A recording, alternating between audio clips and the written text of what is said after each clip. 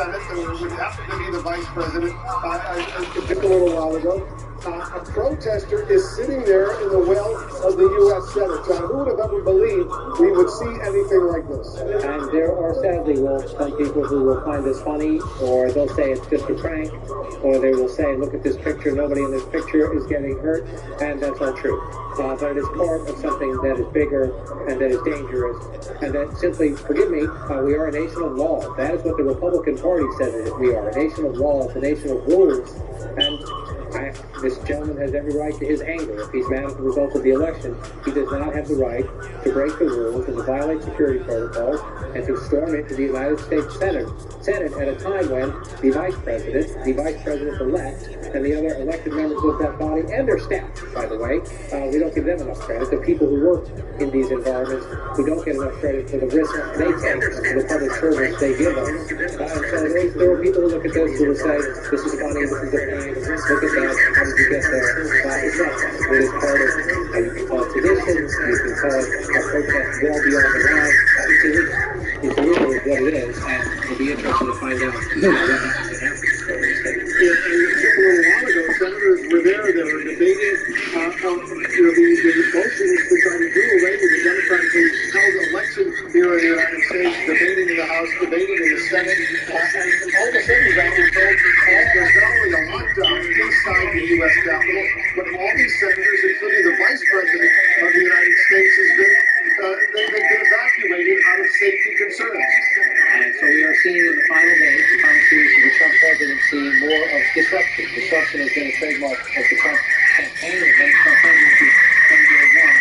In the end, Joe Biden will be inaugurated 2 weeks from today in the United States. I suspect once they calm this down, they will try to come back today to make a point. I know the Speaker of the House very much wants to do that. Come back today to make the point that they will not be disrupted. That will depend on how quickly you can get enough security in there to make it safe. But if they have to wait till tomorrow, imagine that. The Constitution and then the U.S. Code lays out that it will happen today. The federal law lays out it will happen today. It's part of our ritual, the celebration of American democracy. And yes, these Trump supporters, at the president's encouragement, have disrupted it. And I'm sure many of them are quite happy with themselves for doing that.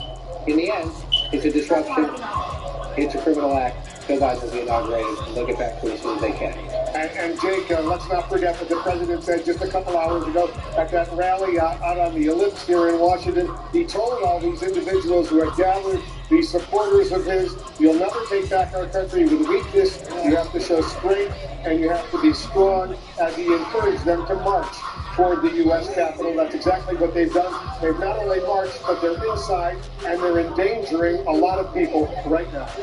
That's right, and in fact, we have on the phone right now Congressman Mike Gallagher. He's a Republican from Wisconsin, a Trump supporter who has said that it is the duty of members of Congress to count the electoral votes. Congressman Gallagher, also a veteran. Thanks so much for joining us. First of all, are you okay? Are you safe? Where are you? Yeah, we're hunkered down in our offices here. I'm not in the Capitol, but I mean, this is insane. I mean, I've not seen anything like this since I deployed to Iraq in 2007 or 2008. I mean, this is America, and this is what's happening right now. The president needs to call it off. Like, call it off. Call it off. It's over. The election's over, and the objectors need to stop meddling with the primal forces of our democracy here. They need to stop it. Like, there is a cost. They think they're just having a protest debate, and they can get away with it because it's not actually going to overturn the election. Well, now we're seeing the cost of that play out in real time. And we don't think other countries around the world